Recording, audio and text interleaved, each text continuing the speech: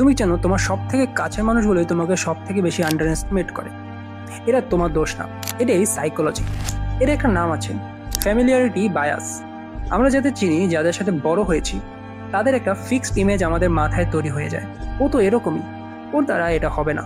আমি তোকে চিনি। কিন্তু মানুষ নিজেকে চেঞ্জ করে, গ্রো করে প্রতিদিন। প্রবলেম হলো কাছের মানুষ সে চেঞ্জটা দেখতে পায় না, কারণ তাদের চোখে তুমি সে আগের ভার্সনটাই রয়ে গেছো।